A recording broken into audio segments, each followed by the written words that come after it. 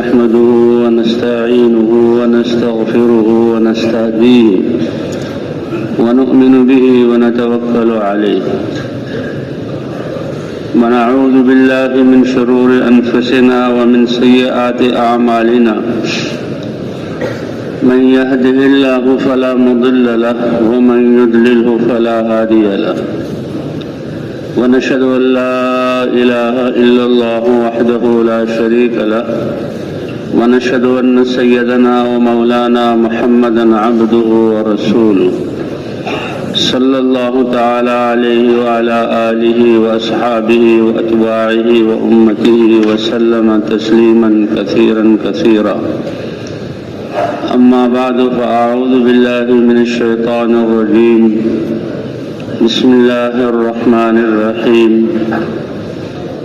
من عمل صالحا من ذكر أو أنثى وهو مؤمن فلنحيينه حياة طيبة ولنجزينهم أجرهم بأحسن ما كانوا يعملون وقال تعالى ولو أن أهل القرى آمنوا واتقوا لفتحنا عليهم بركات من السماء والأرض ولكن كذبوا فأخذناهم بما كانوا يكسبون وقال تعالى والعصر إن الإنسان لفي خسر إلا الذين آمنوا وعملوا الصالحات وتواصوا بالحق وتواصوا بالصبر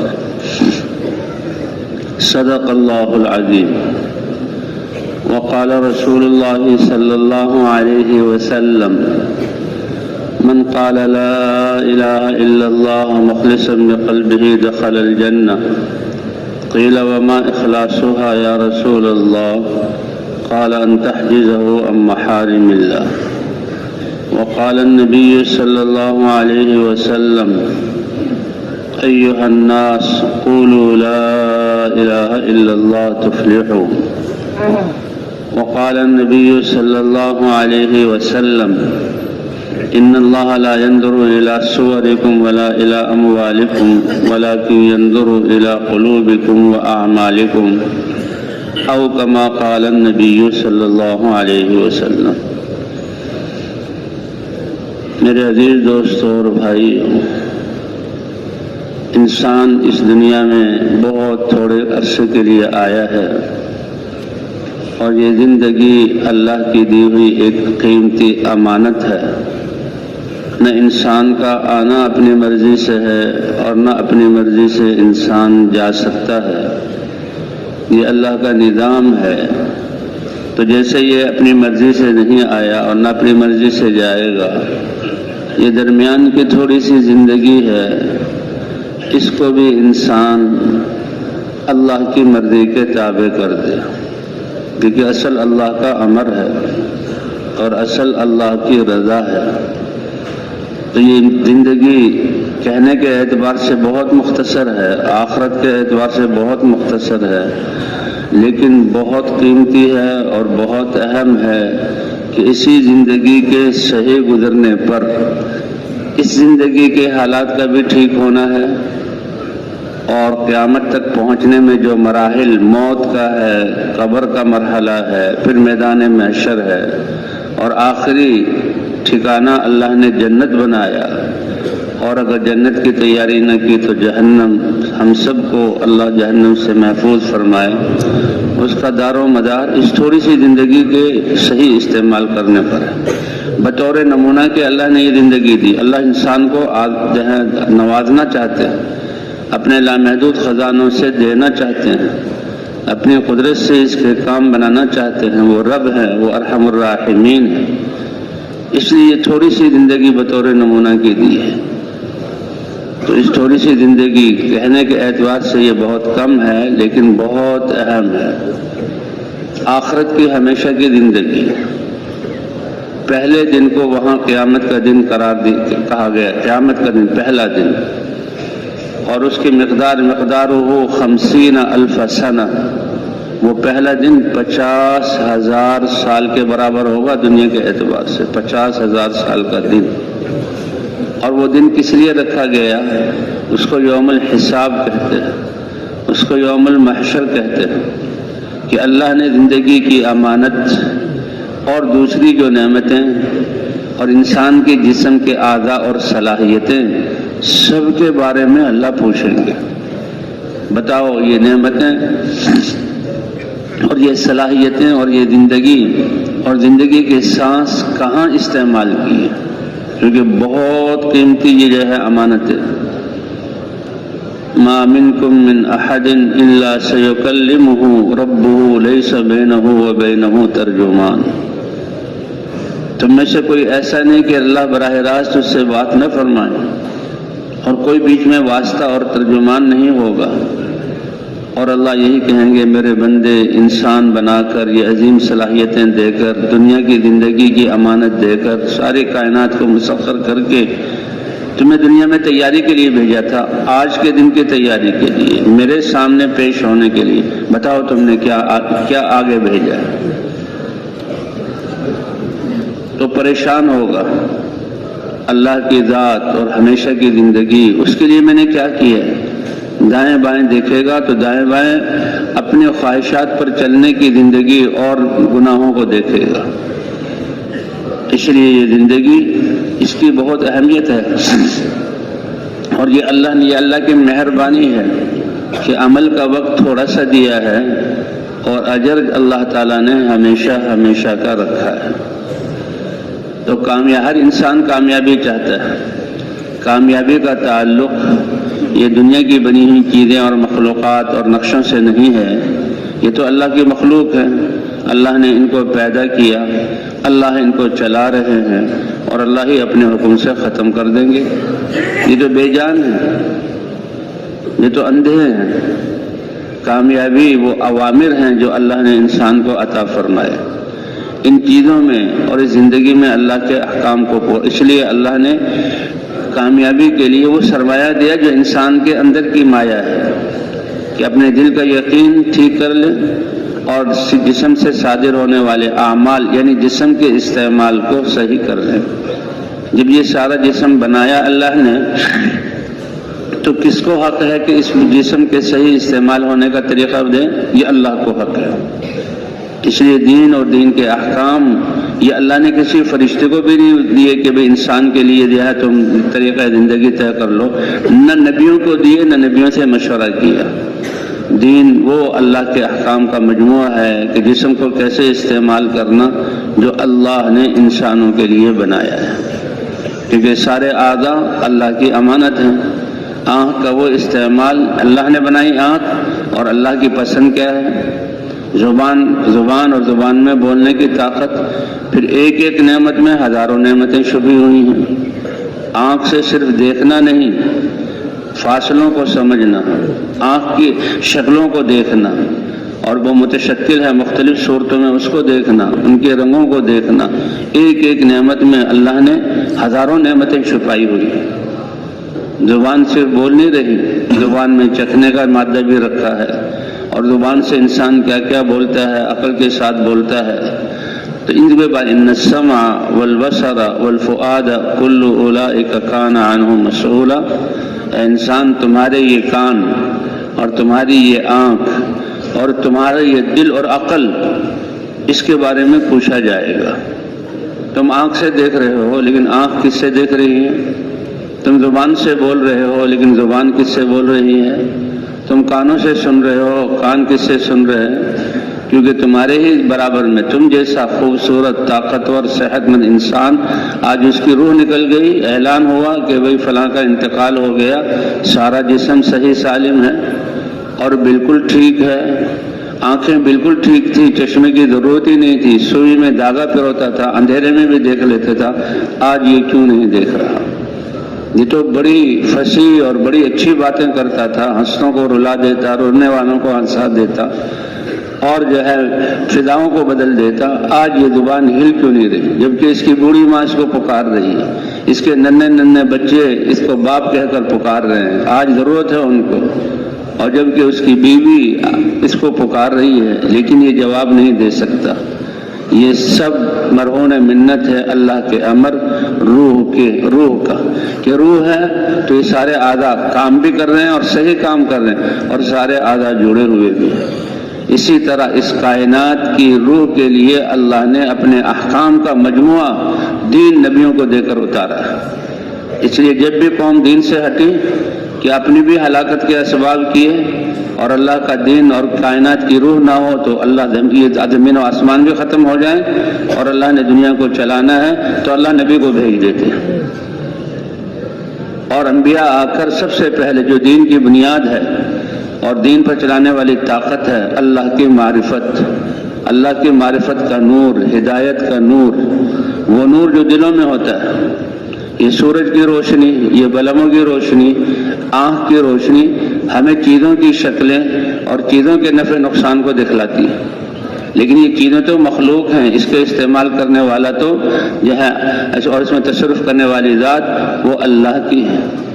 لیکن حقیقی جو نظر ہے دل کی آنکھوں سے دیکھنا، وہ دل میں ایک نور ہوتا ہے، ایمان کا نور ہوتا ہے، اس سے انسان دیکھتا ہے کہ میرے جسم سے صادر ہونے والے کون سے اعمال وہ مجھے کامیابی کی طرف لے جائیں گے اور کون سے اعمال مجھے ہلاکت کی طرف لے جائیں گے۔ اس لیے حضرات انبیاء کرام جب انسان بگڑتے تھے، کفر تک پہنچ جاتے تھے، اللہ اپنے نبیوں کو بھیجتے تھے، کیونکہ اللہ رب ہے، اللہ ہی نے پیدا کیا، اللہ ہی کے ذمہ پالنا ہے، اللہ کی مخلوق ہے اور اللہ ہی چیزوں کو ختم کریں گے۔ تو اللہ تعالیٰ انسانوں کی تربیت کے لیے نبیوں کو بھیجتے تھے، اور نبیوں کو سب سے بڑے علم والا کلمہ، علم کہتے ہیں کسی چیز کو جاننا۔ جو جوتے گانٹھنا جانتا ہو تو چھوٹا سا علم ہے، اس کے مطابق اس کی قیمت ہے۔ جو کپڑے کو تراش کر سینا جانتا ہو، درزی اس کو کہتے ہیں، اس کے علم کی قیمت اس کے مطابق ہے۔ جو لوہے اور سونا جو کو جانتا ہو اس کو اس کے اعتبار سے کہتے ہیں۔ اب جو چاندی اور سونے اور جواہر کا علم رکھنے والا ہو تو وہ اس کے اعتبار سے اس علم کو بڑا علم، یہ تو جو ہے چاندی والا ہے، یہ تو سونے والا ہے، یہ تو جوہری ہے، ہیرے جواہرات کا ایک ایک چھوٹے سے جوہر کی قیمت کروڑوں روپے ہے۔ تو یہ ان چیزوں کے اعتبار سے یہ ان چیزوں کو جاننے والا ہے۔ سب سے بڑا علم وہ ہے جو ہمیں ہمارے رب، ہمارے خالق، ہمارے مالک اور اللہ کی پہچان کروا دے۔ وَاعْلَمْ أَنَّهُ لَا إِلَٰهَ إِلَّا هُوَ، آپ یقین کر لیجئے، جان لیجئے کہ بات یہ ہے کہ اللہ کے علاوہ کوئی عبادت کے لائق ہے ہی نہیں، کیونکہ ساری کائنات کو پیدا کرنے والے بھی کون؟ اللہ۔ ساری کائنات کو یہ خوبصورت شکلیں دے کر اس میں تصرف کرنے والے کون؟ اور ساری کائنات کے مالک کون؟ اور سب چیزوں کو فنا کون کریں گے؟ اور ہم نے لوٹ کر کس کی طرف جانا ہے؟ اللہ کی طرف جانا ہے۔ اس لیے سب سے بڑا علم۔ پھر اللہ کو جان لیا تو اب خود بخود طلب پیدا ہوتی ہے۔ جب سب کچھ ہمارے اللہ ہیں، وہ رب بھی ہیں، خالق بھی ہیں، مالک بھی ہیں۔ رب کے معنی تربیت کرنے والے، انسان کو ہر چیز کو جس مخلوق کو پیدا کیا، آدم سے وجود دے کر ایک شکل دی، اور پھر جو اس کا کمال ہے اس تک پہنچانے کے لیے جس چیز کی جہاں پر جس وقت میں جتنی مقدار میں ضرورت ہے، یہ سب کچھ جاننے والے اور مہیا کرنے والے کون ہیں؟ اللہ ہیں۔ اس لیے ان الذین قالوا ربنا اللہ، سب سے اعلیٰ اور سب سے بڑے اور سب سے زیادہ جن علم والے وہ لوگ کون ہیں جو اپنی زبانوں سے کہتے ہیں کہ ہمارا رب کون ہے؟ اللہ ہے۔ جب رب اللہ ہے تو لہذا اللہ ہی کو سامنے رکھ کر اور اللہ کی مرضیات پر، اللہ ہی کے احکام پر اور اللہ کی طرف لوٹ کر جانا ہے، تو جانے سے پہلے اللہ کو راضی کرنا۔ تو یہ ہیں سعادت مند اور کامیاب لوگ کہ جنہوں نے یہ کہا ہمارا رب اللہ ہے اور پھر اس پہ جمے رہے۔ یہ دنیاوی فنون کے درس گاہیں ہیں اور وہاں بچے پڑھتے ہیں اور امتحان ہوتا ہے اور سوالات کو چھپایا جاتا ہے، طالب علم محنت کرتا ہے، بغیر امتحان کے وہ کوئی درجہ دینے کے لیے تیار نہیں۔ تو اللہ نے بھی اس کائنات کو امتحان کے لیے بنایا، اور اللہ ایسے مہربان ہے کہ جو سوال ہوگا، 3 سوال قبر میں ہوں گے اور 4 سوال میدان محشر میں ہوں گے، ان کو بتا دیا۔ اللہ کے رسول صلی اللہ علیہ وسلم نے فرمایا جب انسان مرتا ہے اور اس کے گھر والے اس کو نہلا دھلا قبر میں دفن کرتے ہیں اور مٹی ڈال کر چلے جاتے ہیں کہ قبر کو ایسا بنایا جاتا ہے کہ آدمی اس میں بیٹھ سکے، کیوں کہ اس کو بٹھایا جائے گا اور لیٹنے کی جگہ ہوتی ہے کہ سب کا اصل ٹھکانہ تو یہ ہے، چاہے بادشاہ ہوں، چاہے وزراء ہوں، چاہے فوج کے جرنیل ہوں، چاہے بڑے ذمہ دار ہوں، چاہے بڑے کارخانے والوں ہوں، بڑے انجینئر اور ڈاکٹر ہوں، اور چاہے فقیر ہوں، سب نے جانا ہے قبر کی طرف۔ اللہ کے رسول صلی اللہ علیہ وسلم نے فرمایا کہ ابھی وہ قبر پر مٹی ڈال کر اپنے گھر والے جو اس کو خود اپنے ہاتھوں سے دفن کر کے گئے جا رہے ہوتے ہیں، ان کے قدموں کی آہٹ سن رہا ہوتا ہے تو اللہ کا جو نظام ہے، منکر اور نکیر دو فرشتے جو قبر کا حساب کتاب لیتے ہیں وہ آ جاتے ہیں۔ تو حضور صلی اللہ علیہ وسلم اپنے گھر میں جو ہے حضرت عائشہ رضی اللہ تعالی عنہ اور ایک یہودی عورت آئی، یہودی ان کے پاس پہلے کتاب تھی، علم تھا، موسیٰ علیہ السلام والا شریعت تھی، اور ان کو حکم تھا، ان کی کتاب میں تھا کہ جب محمد صلی اللہ علیہ وسلم تشریف لائیں تو تم ایمان لے آنا۔ خیبر اور مدینہ منورہ، یہود تو یہ شام اور روم کے علاقے کے تھے، ان کا خیبر میں اور مدینہ میں ٹھہرنا یہ حضرت محمد صلی اللہ علیہ وسلم کے انتظار کے لیے تھا کہ خیبر اور مدینہ یہ محل وقوع اور آبادی کا نقشہ ایک جیسا ہے، اور ان کی کتابوں میں لکھا ہوا تھا کہ کھجوروں کے باغات ہوں گے، کچھ پہاڑی جو ہے علاقہ ہوگا، کچھ برابر زمین ہوگی، اس میں چشمے ہوں گے، اور یہ آخری نبی ہجرت کر کے یہاں آئے گا، کیونکہ بنی اسرائیل کے سارے انبیاء ان میں آئے، تو کہ وہ یہ سمجھے کہ شاید آخری نبی بھی ہم میں سے آئیں گے۔ اور اللہ فرماتے ہیں کہ دنیا کا چھوٹا عہدہ ہو یا بڑا عہدہ، اس پر بٹھانے والے اور دینے والی ذات کون سی ہے؟ قل اللہم مالک الملک، ساری کائنات کے مالک اللہ ہیں، اللہ نے پیدا کیا، اللہ چلا رہے ہیں، تو کس کو کیا حق ہے؟ تو اتِ الملک من تشاء وتنزع الملک ممن تشاء، اللہ جس کو چاہیں ملک عطا فرما دیں اور جس سے چاہیں ملک چھین لیں۔ وتعز من تشاء وتذل من تشاء، اور عزت دینے والے اور ذلیل کرنے والے بھی کون ہیں؟ جس کو چاہیں عزت دیں، جس کو چاہیں ذلت دیں۔ تو یہ تو موسیٰ علیہ السلام کے ساتھ ہر نبی محنت کر کے اپنی امت اور اپنی جو ہے زندگی کی دعوت کی محنت اور اس کے ثمرے کو اللہ کے دربار میں بیت اللہ پیش کرتے ہیں۔ تو یہ موسیٰ علیہ السلام کے ساتھ بنی اسرائیل آئے، خیبر اور مدینہ سے گزرے، بیت اللہ کا طواف کیا۔ یہ ایسے اپنے علم والے کہ جو کتاب ان کے پاس ہے جانتے ہیں، لیکن صرف علم کافی نہیں ہے، وہ علم جو عمل پر ڈال دے۔ کہتے علم تو ہو عمل نہ ہو، اللہ نے قرآن پاک میں فرمایا اس کی مثال تو ایسے ہے کمثل الحمار یحمل اسفارا، گدھا ہے، گدھے کے اوپر کتابیں رکھ دو علم کی۔ علم وہ ہے جو اللہ کی شریعت اور اللہ کے دین اور احکام اور آخرت کو بتلائے، باقی تو یہ ہنر ہے، ان کو کتابی شکل دے دی گئی۔ یہ تو آدمی آمنے سامنے سے پہلے سیکھتے تھے، بچہ درجے بنے تو درجے کے پاس بیٹھتا تھا، اس کے لیے کوئی کتاب نہیں پڑھنی، پہلے الف با تا سا پڑھو اور پھر جو ہے کتاب پڑھنا شروع کرو، پھر سیکھو۔ بھائی بیٹھو، یہ کپڑے ہیں، یہ کینچی ہے، یہ سوئی ہے، یہ دھاگا ہے، ایسے سیتے ہیں۔ ایسے سارے کام جو ہنر تھے جو آمنے سامنے سیکھے جاتے تھے، لیکن جب اللہ والے علم کو چھوڑا تو اس کو کتابوں میں لکھ کر اس کو علم، ورنہ سب سے جو حقیقی علم ہے وہ تو اللہ کی قدرت کو پہچاننا، اللہ کو پہچاننا، اللہ کی صفات کو پہچاننا اور اللہ کے احکام کو پہچاننا۔ تو بہرحال یہ بنی اسرائیل خیبر اور مدینے سے گزرے تو ان کی کتابوں میں یہاں تک لکھا ہوا تھا یہ کہ کہنے لگے اے موسیٰ ہمیں تو اجازت دو، ہم ان دو جگہوں میں رہیں۔ کیوں؟ اس لیے کہ آخری نبی کی ہجرت کا یہ لکھی ہوئی ہے، اور اس امید پر کہ وہ ہم میں سے ہوں گے، اس بنا پر وہ ٹھہر گئے اور حضور صلی اللہ علیہ وسلم کے زمانے تک رہے۔ مدینہ منورہ میں بنو نذیر، بنو قینقاع اور بنو قریظہ بڑے 3 قبائل تھے، وہ رہتے تھے اور وہ تذکرہ کرتے رہتے تھے۔ اللہ نے عرب مکے والوں کو، قریش کو فرمایا سارے انسانوں میں سب سے اچھے قریش ہیں، قریش میں حضور صلی اللہ علیہ وسلم، عرب ہیں اور عربوں میں قریش، اور قریش میں حضور صلی اللہ علیہ وسلم کا خاندان بنی ہاشم ہے۔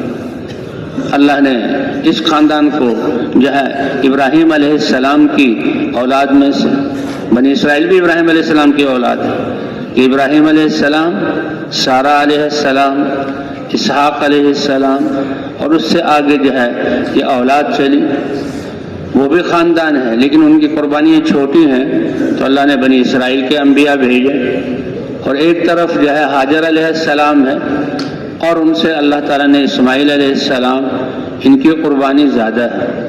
حضرت سارہ تو خاندانی اور رشتہ دار تھی، ان سے شادی ہوئی، اللہ نے اسحاق علیہ السلام دیے اور وہ بات کے ہیں، اور حاجر علیہ السلام سے اللہ نے اسماعیل علیہ السلام دیے بڑھاپے کی عمر میں۔ ان کی جو قربانی آئی کہ اللہ کی طرف سے حکم ہوا کہ حاجر اور اسماعیل کو لے کر چلو، اور ان جوان ماں کو اور اس کے دودھ پیتے بچے کو میرے حکم پر لے کر چلو، اور بیابان اور دور پہاڑوں کے اندر اور ایسی جگہ جہاں سخت گرمی اور پانی کا خطرہ نہیں اور نباتات کا کوئی پتہ نہیں، وہاں میرے عمر پر چھوڑ دو۔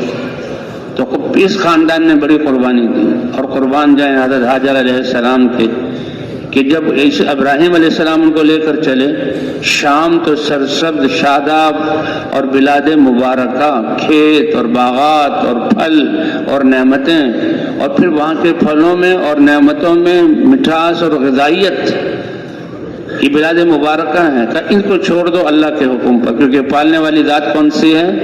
اللہ کی ہے۔ تو یہ بڑی قربانی تھی، اس لیے اللہ نے اس میں قربانی والی امت اور سب سے بڑی قربانی والے نبی حضرت محمد صلی اللہ علیہ وسلم کو بھیجا۔ تمام انبیاء قربانی کرنے والے ہیں، لیکن ان کی محنت اور دائرہ محنت اور کام کا پھیلاؤ ان کی جو ہے دائرہ نبوت کے اعتبار سے، اور حضرت محمد صلی اللہ علیہ وسلم کو سارے انسانوں کے لیے رحمت بنا کر، ساری کائنات کے لیے، سارے عالموں کے لیے رحمت بنا کر، اور سارے انسانوں کے لیے نبی بنا کر بھیجا۔ تو بہرحال وہ لوگ رک گئے وہاں پر، اور وہ ان کے لیے بھی تھا کہ جو ایمان لے آئیں تو ان کے لیے دوہرا اجر ہے، کہ اپنے پہلے نبی اور ان پر ایمان لائے، اپنی شریعت پر چلے، اپنی کتاب پر عمل کیا، حضرت محمد صلی اللہ علیہ وسلم پر ایمان لائے، لیکن ان سے یہ غلطی ہو گئی کہ وہ نبی ہم میں سے ہونا چاہیے، حالانکہ یہ تو اللہ تعالیٰ کی مرضی ہے، اللہ تعالیٰ کا امر ہے۔ اللہ فرماتے ہیں بادشاہت بھی ہم جس کو چاہیں دیں، اور رسالت یہ ہم جس کو چاہیں دیں، اور حضور صلی اللہ علیہ وسلم پر اللہ نے رسالت کا معاملہ جو ہے وہ بند کر دیا، آپ خاتم النبیین۔ بنی اسرائیل نافرمانی، جب بھی نافرمانی اور بگاڑ ہوتا ہے اللہ نعمتوں کو چھین لیتے ہیں، بنی ہوئی حکومتیں ٹوٹ جاتی اور حالات کو اللہ بگاڑ دیتے ہیں۔ تو اس طرح بنی اسرائیل پر کئی دفعہ حالات آئے، تو ان کی حکومت اور نظام ٹوٹ چکا تھا، تتر بتر ہو چکے تھے، اللہ کے حکم کی نافرمانی کی سے پریشانی کی حالت میں تھے۔ تو ایک اللہ کے نبی تھے، ان کے پاس آئے اور کہا کہ آپ اللہ سے دعا کیجئے، ہمارا کوئی نظام تو ہو، ہمارا کوئی بادشاہ تو ہو جو ہمارے نظام کو چلائے، کیونکہ نظام اور امر اور آرڈر کے بغیر جو ہے انسان زندگی گزار ہی نہیں سکتا۔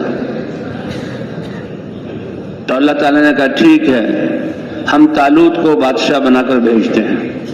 تو اس قوم سے یہ غلطی ہوئی، اللہ فرماتے ہیں بادشاہ بنانا یہ بھی میرا کام ہے، اور رسول بنا کر بھیجنا یہ بھی اللہ کا کام ہے، جس کو چاہیں پسند کریں، اس میں انسانوں کا کوئی دخل نہیں۔ جب طالوت کو بادشاہ بنایا تو پہلا اعتراض انہوں نے کیا، اوہو ہمارے تو 12 قبیلے ہیں، ہر قبیلے کی الگ ذمہ داری ہے، تو طالوت تو بکریاں چرانے والے گڈریے اور جانوروں کو پالنے والی قوم میں سے ہے، یہ بادشاہ کیسے بن گئے؟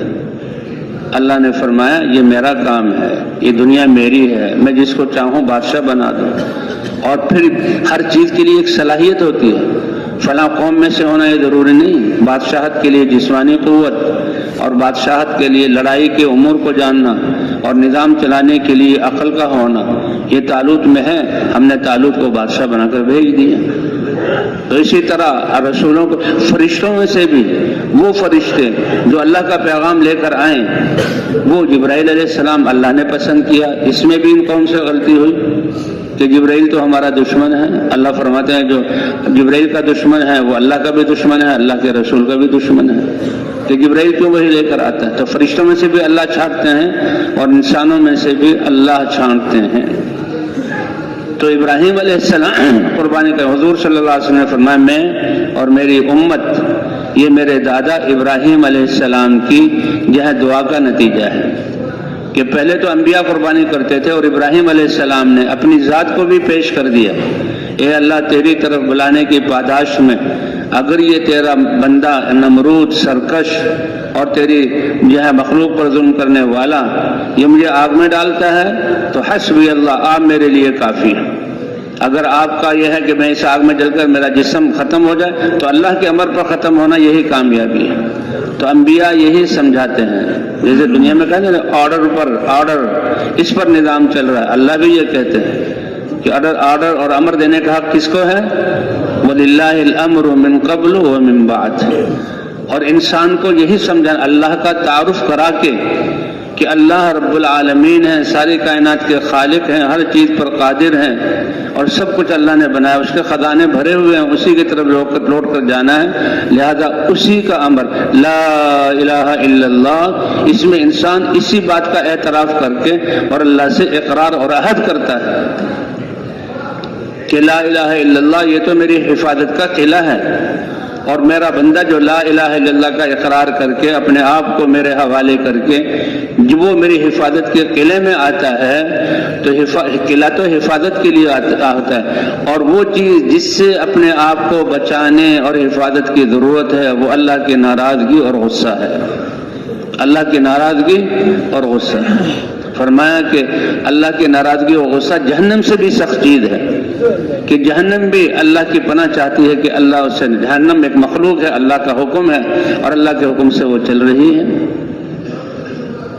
تو اللہ انبیاء کرام اللہ کی پہچان کرواتے ہیں، اور اللہ کی عظمت جب آتی ہے اللہ کو پہچانتا، پھر انسان اپنے آپ کو لا الہ الا اللہ اللہ سے عہد کرتا ہے۔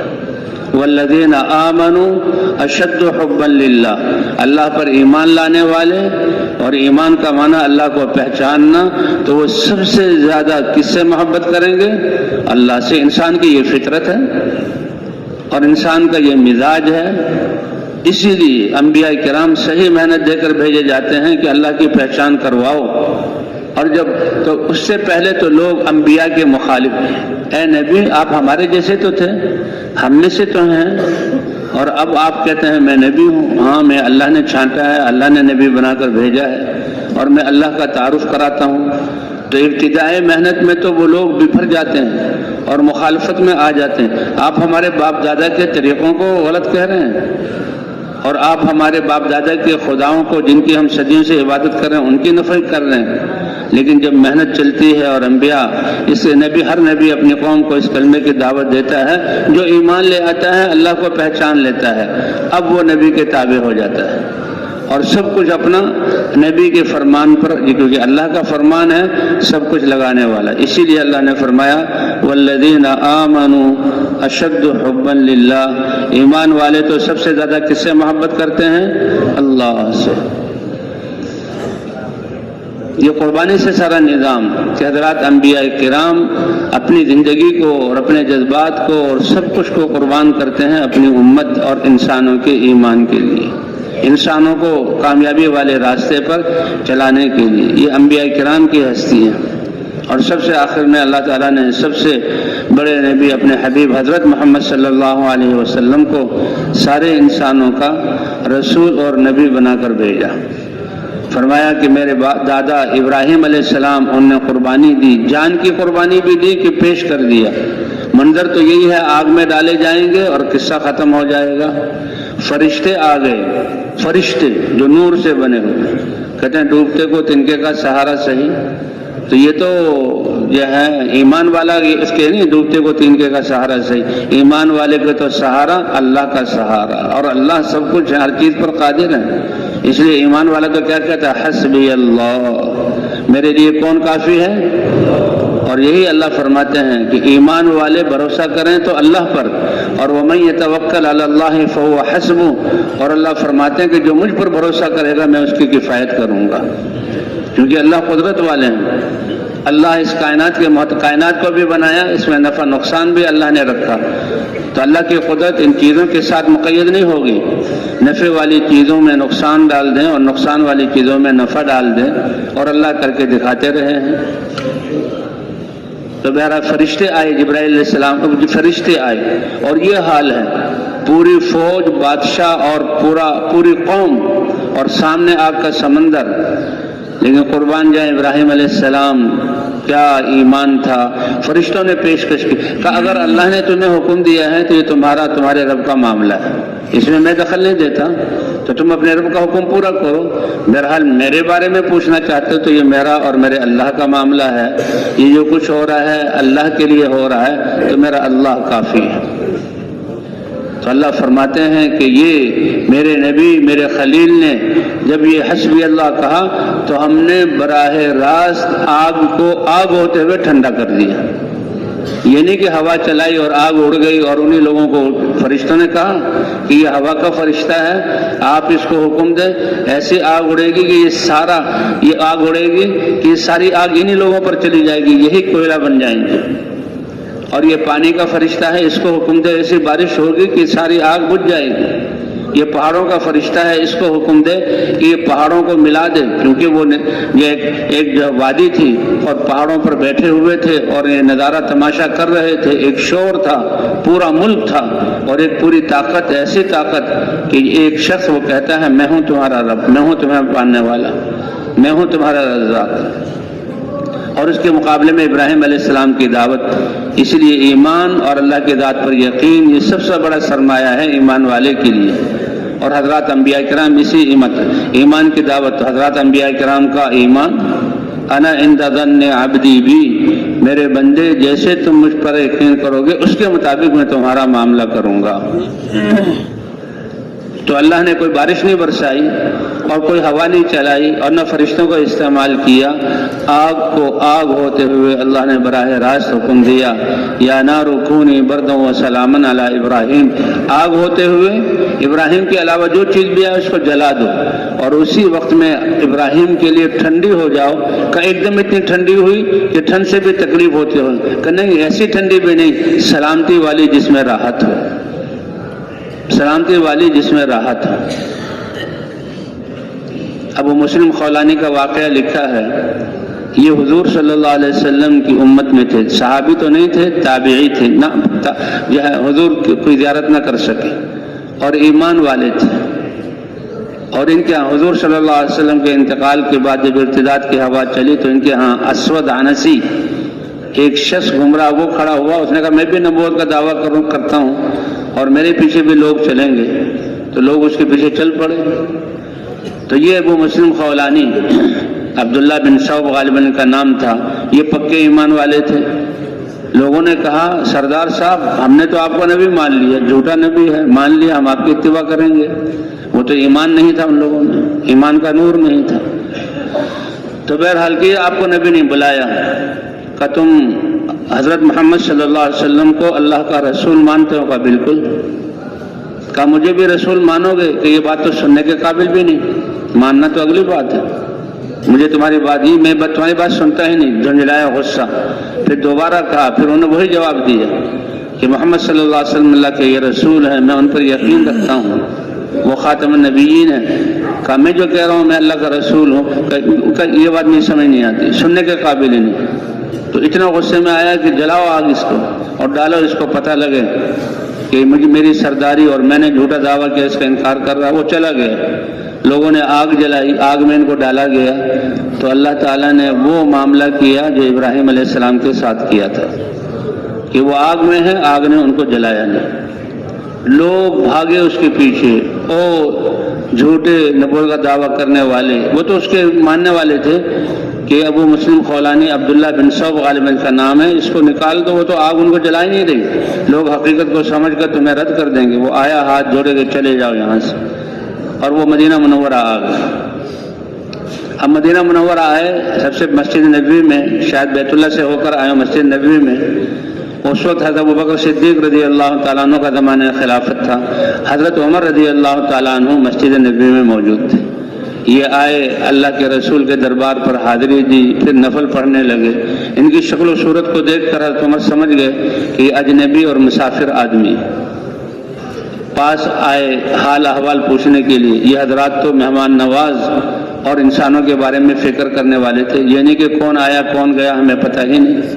کہتا مولانا الیاس صاحب رحمۃ اللہ علیہ نظام الدین بنگلہ والی مسجد میں جو اپنا کمرہ تھا اس کے سامنے بیٹھے رہتے اور نظر دروازے پر رہتی، کوئی دروازہ، اور وہاں پر جہاں وضو کی جگہ تھی، طہارت کی جگہ تھی، لوگ آتے تھے وضو کرتے تھے، طہارت، اگر کوئی ویسے ہی چلا جاتا تو اپنے ساتھیوں پر ناراض ہوتے کہ اللہ نے ایک آدمی کو بھیجا ہے اور تم نے ان سے بات نہیں کی۔ تو بہرحال حضرت عمر رضی اللہ تعالیٰ عنہ ملے، کہاں سے آئے؟ کا خولان سے۔ کہا اچھا، وہاں تو ایک واقعہ مشہور ہوا ہے، اور وہاں تو اللہ نے ایک مسلمان کے ساتھ، حضور کے امتی کے ساتھ وہ معاملہ کیا جو ابراہیم علیہ السلام کے ساتھ کیا تھا۔ اب یہ نہیں کہ انہوں نے کہا کہ وہ میں ہی ہوں، وہ میں ہی ہوں، میرے ساتھ ہوا تھا، نہیں، خاموش رہے، ہاں ہوا تھا، ٹھیک ہے۔ باتیں کرتے کرتے آخر یہ بھی حضرت عمر تھے، ایمانی فراست سے سمجھ گئے کہ وہ تم ہی تو نہیں ہو، کہا میں ہی ہوں۔ اب بتایا تو چلو حضرت ابوبکر کے پاس جو خلیفہ رسول ہیں، حضرت ابوبکر کے پاس گئے اور بتایا اے ابوبکر، یہ وہ حضور کا، ہمارے نبی کی امت کا وہ فرد ہے کہ اس امتی کے ساتھ اللہ نے ایمان کی بنیاد پر وہ معاملہ کیا جو ابراہیم علیہ السلام کے ساتھ کیا تھا۔ تو بھی اللہ کی طرف سے بندوں کے ساتھ معاملہ، اے میرے بندے، تیرے ایمان کے مطابق تمہارے ساتھ معاملہ کروں گا اور تمہارے اعمال کے مطابق میں تمہاری زندگی بناؤں گا۔ من عمل صالحا من ذکر او انثى وهو مؤمن فلنحيينه حیاتا طیبہ۔ اللہ کی ذات کو پہچان کر، اللہ پر ایمان جب پہچانا ہے تو اسی کو الہ مانا ہے، اسی کے حوالے اپنے آپ کو کیا اور اسی کی طاعت کا عہد کیا کہ جو ایمان کی حالت میں نیک اعمال کرے گا تو ہم اس کی دنیا کی زندگی کو پاکیزہ، عافیت والا، امن والا، خوشیوں والا بنا دیں گے۔ پھر ہمارا ذہن پھر اس طرف جاتا ہے کہ جب وہ ایمان اور اعمال والا ہے، اللہ کامیاب کرتے ہیں تو اس کو بادشاہتیں دیں گے، اور بھئی اللہ تعالیٰ کا کامیابی دینا یہ بادشاہت کے نقشوں کے ساتھ مقید نہیں ہے۔ اللہ اس کو بہت سارا مال اور جائیداد دے دیں گے، یہاں بھی پھر یہی کہ اس کے پاس نعمتیں ہوں گی۔ اللہ تعالیٰ کا کامیابی دینا، دل کا اطمینان دینا اور سعادتیں دینا یہ اسباب کے ساتھ مقید نہیں ہے۔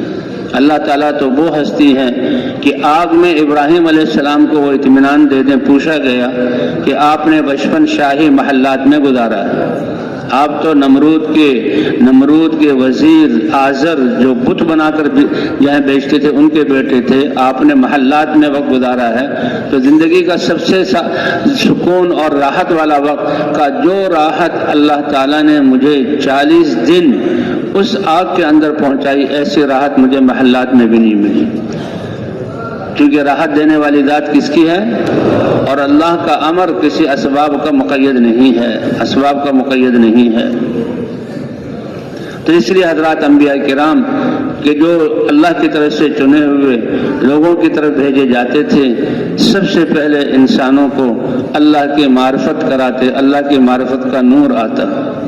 ایک نور ہے یہ بتیوں کا اور سورج کا اور آنکھ کا، جس سے ظاہری چیزیں نظر آتی ہیں، ان کی شکلیں نظر آتی ہیں اور ان سے ہوتا ہوا نظر آتا ہے، لیکن ان سے ہوتا ہوا نظر آ رہا ہے یہ چیزیں تو اپنے موجود ہونے میں بھی اللہ کے امر کی محتاج اور اپنے یہاں باقی رہنے میں بھی اللہ کے امر کی محتاج، حتیٰ کہ فنا ہونے میں بھی اللہ کا امر ہی کام کرے گا اور اپنے نفع نقصان پہنچانے میں بھی اللہ کے امر کی محتاج۔ تو حقیقی نفع پہنچانے والی ذات کون سی ہے؟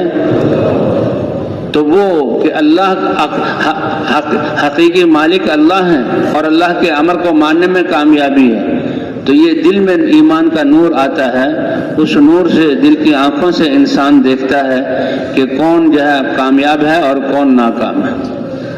اس لیے اللہ تعالیٰ نے قرآن پاک میں فرمایا والعصر ان الانسان لفی خسر، کہ اللہ نے ہمیں زمانے کی خوردبین اور دوربین دی ہے کہ چیزوں کو اور بادشاہوں کے حالات کو نہ دیکھو، زمانے کو دیکھو کہ زمانے نے جہاں سارے آدم علیہ السلام سے لے کر تم تک جتنے بھی انسان، قومیں، بادشاہتیں اور کہے کہ کون کامیاب ہوا اور کون ناکام ہوا، تو اللہ نے جو زمانے کی خوردبین دی، زمانہ گواہی دے گا، ایمان، اعمال اور تواصی بالحق، تواصی بالصبر کے بغیر سب کے سب انسان ناکام ہے۔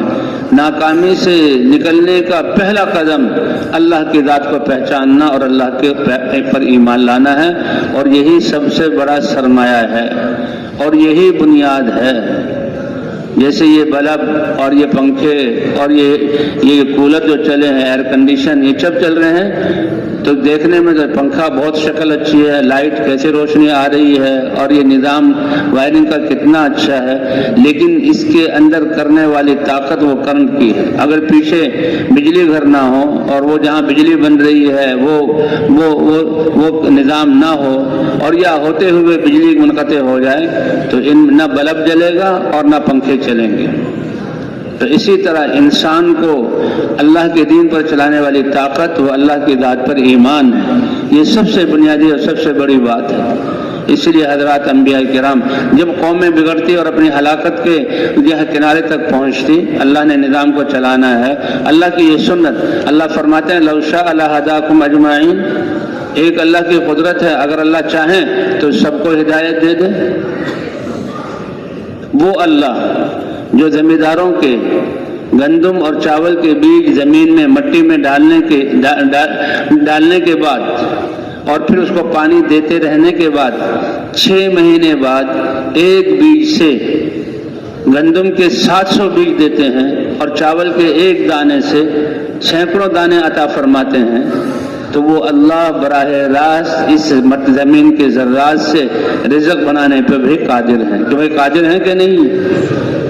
ابراہیم علیہ السلام کا قصہ روایات میں آتا ہے کہ نمرود اپنے آپ کو خدا کیوں کہ نظام کو سنبھالنے کی وجہ سے، یہ میری فوجیں ہیں، میرا نظام ہے، میرے قوانین ہیں، اور اس نے اتنا کنٹرول کیا کہ جو اس کی جو ہے زمین سے فصلیں آتی تھی وہ بھی اپنے اسٹوروں میں جو ہے جمع کر لیتا، اور پھر لوگوں کو کہ تمہیں رزق دینے والا میں ہوں، یہ زمین میری ہے، میرے حکم سے آباد، یہ اس کو دھوکہ لگ گیا، تو لوگ لائنوں میں آتے تھے اور اس کو سجدہ کرتے تھے کہ آپ ہی ہمارے مائی باپ، آپ ہی ہمارے رب ہیں۔ انسان کی آنکھ جب اندھی ہوتی ہے اور دل جب اندھا ہوتا ہے تو انسان ایسے اپنے آپ کو اپنے جیسے انسان کے سامنے ذلیل کر دیتا ہے۔ اس لیے ومن اعرض عن ذکری فإن له معیشۃ ضنکا، اللہ کو جو نہیں جانتا اور اللہ کے احکام کا دھیان نہیں رکھتا اور اللہ کے احکام کو وقت پر پورا نہیں کرتا، اللہ دنیاوی زندگی تنگ کر دیتے ہیں۔ اب ابراہیم علیہ السلام بھی لائن میں لگے ہوئے ہیں۔ ابراہیم علیہ السلام کیسے آئے؟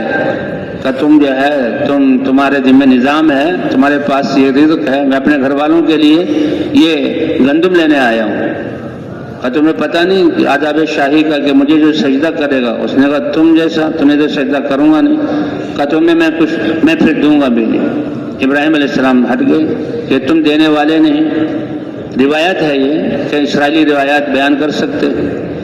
ابراہیم علیہ السلام نے کہ خالی توڑا میں گھر لے کر جاؤں گا تو دیکھتے ان کو پریشانی ہوگی، بات چلے گی۔ انہوں نے ریت یا مٹی سے بھر لیا اور گھر لے گئے، اس کو ایک طرف ڈالا اور سو گئے۔ تھوڑی دیر بعد گھر والوں نے اٹھایا کہ ابراہیم اٹھیے، کھانا روٹی پک چکی ہے، کھانا کھائیے۔ تو کھانا کیسے؟ سمجھ گئے تھے میں تو مٹی لایا تھا اطمینان کے لیے کہ بعد میں پوچھیں گے، بات ہو جائے گی، اور یہ تو روٹی لے کر آ گئے۔ تو کہ یہ کیا ہوا؟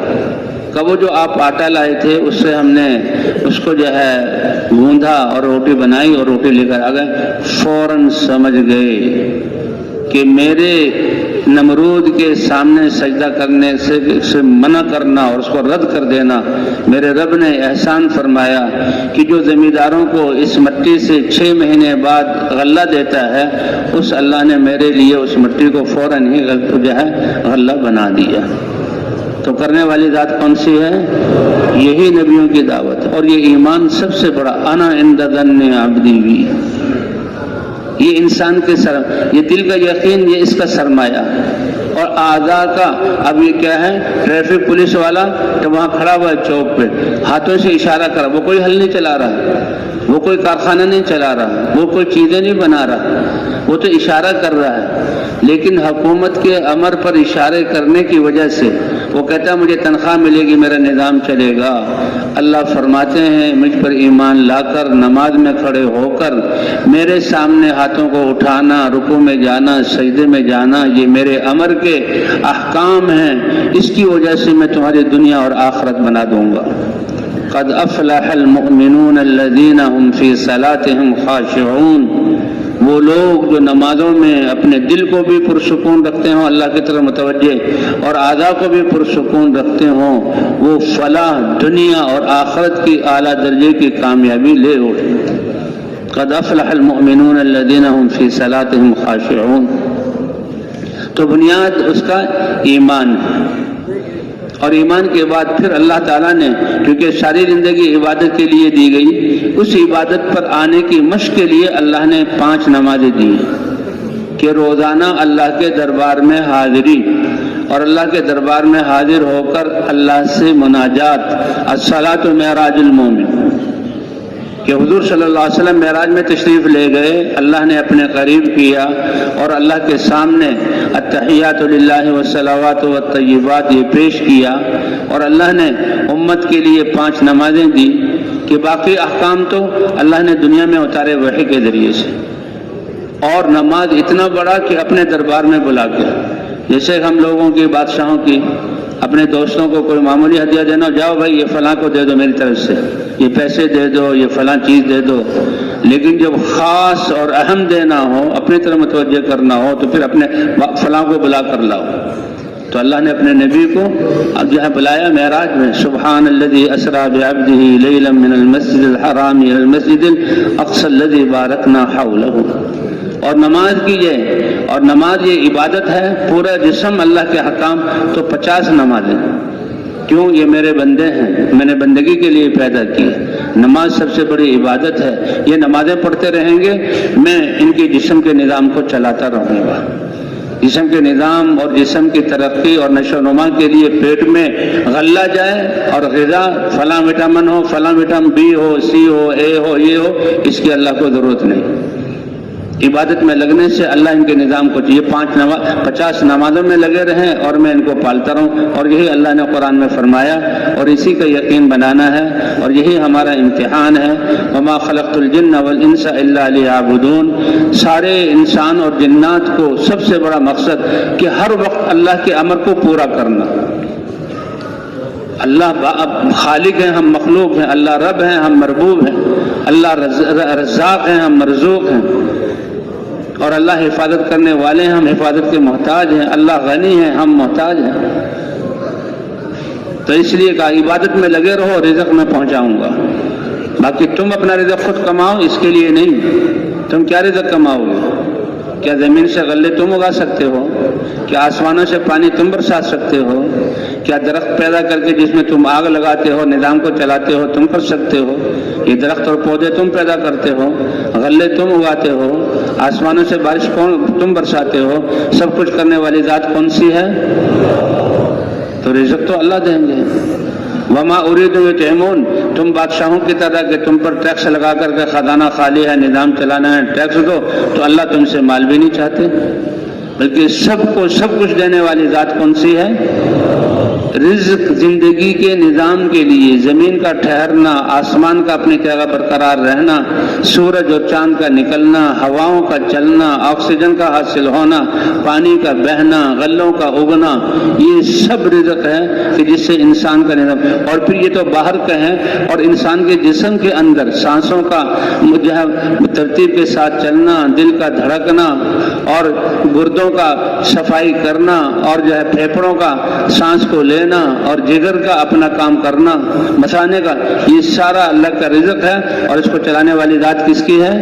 اللہ کی ہے۔ تو کتنا بڑا علم ہے، کتنی بڑی پہچان ہے، لا الہ الا اللہ۔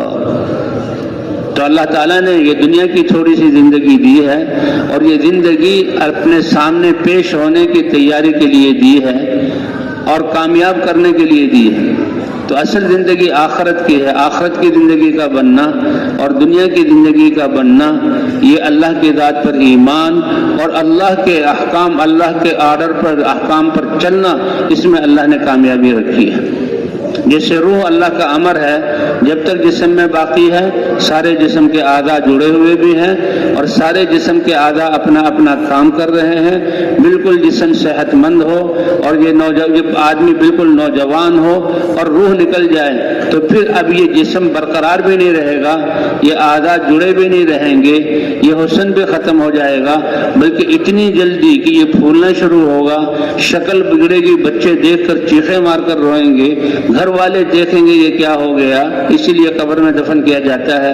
پھر پھلے گا، پھولے گا اور پھٹے گا اور ایسی بدبو کہ یہ دنیا والے برداشت بھی نہیں کر سکتے. کہا وہ سیاہی جو گناہوں کی ہے اور بدبو وہ گناہوں کی ہے، اگر اللہ اس کو ظاہر کر دیں، قیامت میں تو ظاہر ہوگی اور انسان اسے تکلیف میں ہوگا، اگر وہ ظاہر کر دیں تو اس بدبو سے تمہارے دماغ پھٹ جائیں اور تم اس کو برداشت نہ کر سکو. وہ ہے غیبت کی بدبو اور وہ ہے چغلخوری کی بدبو اور وہ ہے اللہ کے احکام کی بدبو، اللہ کے حکم کی نافرمانی کرنا.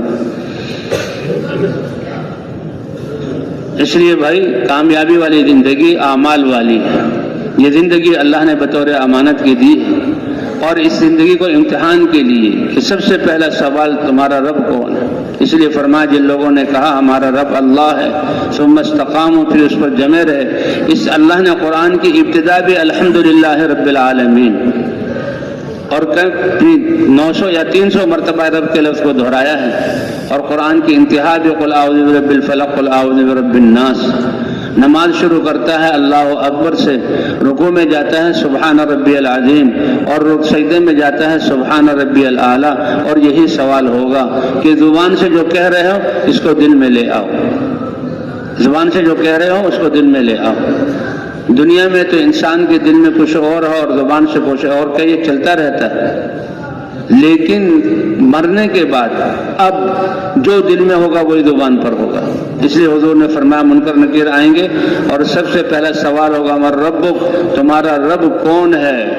اس نے اللہ نے قرآن میں فرمایا کہ اس نے کہا ہمارا رب اللہ ہے، اور اللہ نے آزمائش میں حالات بھیجے. حالات کوئی بری چیز نہیں ہے، بھوک پیاس کا آنا، گرمی سردی کا آنا اور جہاں خوف کا آنا، یہ حالات ہیں اور یہ ترقی کے لیے. آپ سب بیٹھے ہوئے ہیں، آپ کے بچے مدرسوں میں اور قرآنی مکاتب میں یا دنیا کی درسگاہوں میں پڑھ رہے ہیں، تو کون امتحان سے ڈرتا ہے؟ کون امتحان کو بری چیز کہتا ہے؟ کہ بچے پڑھ رہے ہیں امتحان ہوا ہی نہیں. اگر 10 سال بھی امتحان نہ ہو تو وہ تو پہلی کلاس میں رہیں گے. ہاں یہ 6 ماہی کا امتحان ہوا، تمہارے بچے نے جو ہے اعلیٰ نمبر لیے، فرسٹ آیا ہے، یہ جو ہے 6 ماہی امتحان ہو، یہ سالانہ اگلی کلاس میں چلا گیا. تو خوشی، انعامات اور مجلسیں. تو امتحان تو انسان کی ترقی کے لیے ہے، اور اللہ فرماتے ہیں اے انسان تم ہمیشہ امتحان میں ہو. لیبلوکم ایکم احسن عملا، اور انا جعلنا ما علی الارض زینۃ اللہ لنبلوہم ایہم احسن عملا.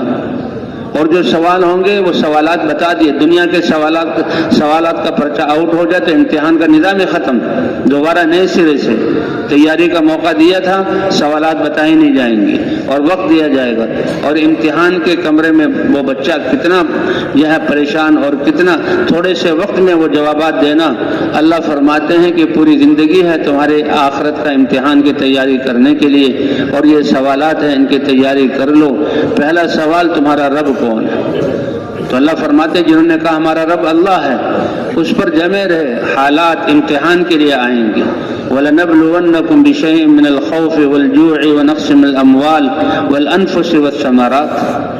اور ام حسبتم ان تدخلوا الجنة ولما يأتكم مثل الذين خلوا من قبلكم مستهم البأساء والضراء وزلزلوا حتى يقول الرسول والذين آمنوا معه متى نصر الله. تو اس لیے اگر اس نے زندگی اللہ کے دین کے مطابق فوراً کہے گا ربی اللہ، کہ میرا رب تو کون ہے؟ اللہ. ہر گھڑی، ہر آن، ہر حالت میں، ہر جگہ میں تو اللہ کے حکم کو دیکھ کر چل رہا تھا. دوسرا سوال ہوگا وما دینوں کا، زندگی گزارنے کا طریقہ. اسکولوں میں جاؤ کتنی پابندی ہیں. چھوٹا بچہ جو ماں کی گود سے آیا ہے اس کو اسکول کے نظام کے مطابق چلنا پڑتا ہے. تمہاری کمپنی ہے, فیکٹری ہے, کتنے جو ہے قواعد و ضوابط کہ جو سیکورٹی ہوگا اس کا یہ لباس ہوگا, ڈرائیور ہوگا اس کا یہ لباس ہوگا, کارخان مزدوری کرنے والے ہوں گے ان کے لیے. تم چھوٹے چھوٹے نظاموں میں پابندی. تو اللہ فرماتے ہیں افحسبتم انما خلقناکم عبثا, ہم نے بغیر نظام بنائے دنیا میں تمہیں بھیج دیے, اشرف المخلوقات بنایا. تمہاری آنکھ میں کچھ ہو جائے جاؤ ڈاکٹروں کے پاس, کچھ نہ کچھ دینا پڑے گا. تمہاری زبان میں کچھ ہو جائے جاؤ, دانت کا درد, کان کا درد, معدے کی خرابی, تمہاری چیخیں نکلوا دے گا, تمہاری چیخیں نکلوا دے گا. تو کیا ہم نے تمہیں بیکار پیدا کیا؟ اور پھر یہ کہ ہم نے یہ کہ دنیا میں پیدا ہوئے اور مر گئے اور بات ختم ہو گئی جیسے کہ لوگ کہتے ہیں, یہ تو بے عقل اور جو ہے نادان یہ لوگ کہتے ہیں, یہ کفار کہتے ہیں. حضور صلی اللہ علیہ وسلم نے جب کہا اے ابو سفیان اللہ کی قسم واللہ لتموتن, تم میں سے ہر ایک نے مرنا ہے, اس کا کوئی انکار کر نہیں سکتا. کوئی مائی کا لال موت کا انکار نہیں کر سکا. جا رہے ہیں دنیا سے. ثم لتبعثن, پھر تمہیں دوبارہ زندہ کیا جائے گا. اب اس کو انہوں نے عقل کے ترازو میں تولا. تو عقل تمہاری ہے کتنی؟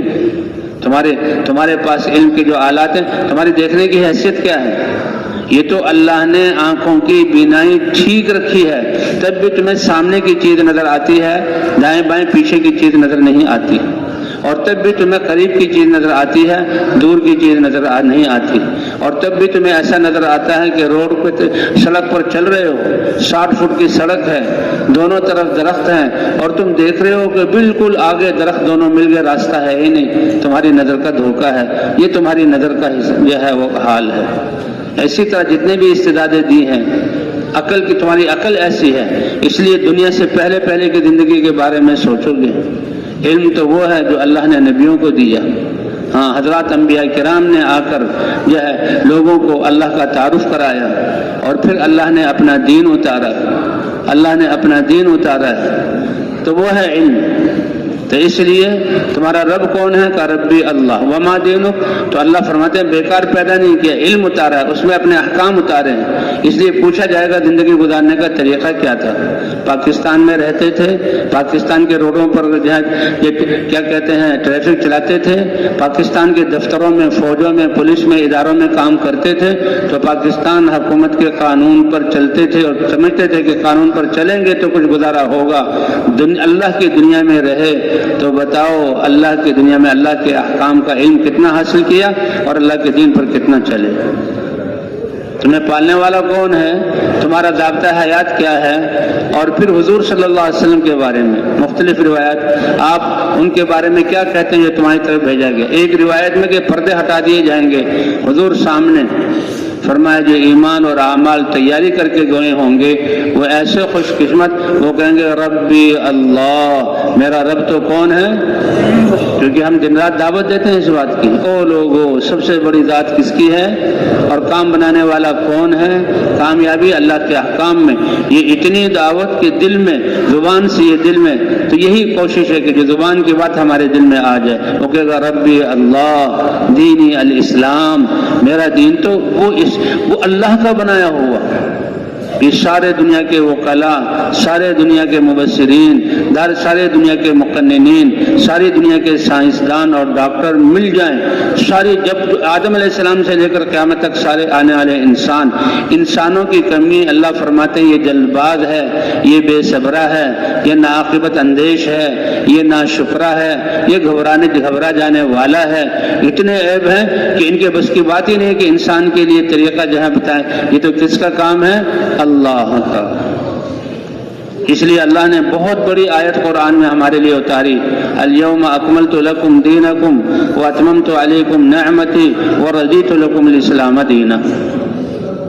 ایک اسرائیلی حضرت عمر رضی اللہ عنہ کے پاس آیا کہ تمہارے قرآن میں ایک آیت ہے اور اس میں اللہ نے اپنی نعمت اور احسان کو جتلایا ہے, اگر وہ ہماری کتاب میں آیت نازل ہوتی تو ہم تو اس دن کو جس دن یہ آیت اتری ہے عید کا دن بنا لیتے. اتنی بڑی خوشی, اتنی بڑی سعادت. حضرت عمر نے کہا اچھا ہمیں ویسے ہی سمجھتے ہو, یہ ایسے ہی ہمیں آیت مل گئی. ہمارے بھی سب سے عظیم ہستی، سب سے بڑی جماعت، سب سے بڑی عید کا دن اور سب سے خوشی کا دن اور زندگی کے دن سب سے بہترین دن میں اللہ نے یہ آیت اتاری ہے، ایسے نہیں اتر گئی۔ اور وہ کیا تھا؟ اللہ کے رسول سید المرسلین، سارے انسانوں میں ایمان والے، ایمان والوں کے بعد پھر صحابہ کرام، صحابہ سے اوپر انبیاء، اور انبیاء کے سردار حضرت محمد صلی اللہ علیہ وسلم سید الاولین والآخرین کا ان پر یہ نازل ہوا۔ اور کس حال میں کہ انہوں نے احرام باندھا ہوا، کہ آدمی احرام باندھ کر اللہ کے دربار میں، اللہ کے گھر میں آئے، اللہ کے بلاوے پر، اس سے بڑی کیفیت کیا ہو سکتی ہے؟ اور آپ اکیلے نہیں تھے، 1,24,000 صحابہ تھے۔ انبیاء تو انبیاء ہیں، انبیاء کے بعد انسانوں میں جو سب سے زیادہ پسندیدہ صحابہ کرام ہیں، اور احرام کی حالت میں ہیں، اور عرفات میدان میں ہیں۔ اور عرفے کا دن کا تمہارے دنوں میں سب سے بہترین دن عرفے کا دن ہے، اور سب سے طاقتور دعا تمہاری عرفے کی دعا ہے۔ تو اللہ کے رسول احرام کی حالت میں ہیں، حج کرنے کے لیے آئے ہوئے، اور حج کا رکن عرفے کا وقوف، جس نے جو احرام باندھ کر آ گیا مکہ میں اور وقوف عرفہ اس سے رہ گیا تو اس کا حج ہوا ہی نہیں۔ کہ اس حالت میں اللہ نے یہ آیت اتاری، تو یہ آیت کا اس حال میں یہ اس کی عظمت کو بتلاتا ہے۔ ان کو پتہ نہیں تھا، تو فرمایا واہ ایسے سمجھتے ہو۔ اور اس میں اللہ کیا فرما رہے ہیں؟ اے ایمان والو، تمہارے لیے ضابطہ حیات جو اللہ نے بنایا وہ مکمل کر دیا، فقیر سے لے کر بادشاہ تک، اور کلارکی کے جو ہے عہدے سے لے کر وزارت عظمہ تک، اور سارے دنیا کے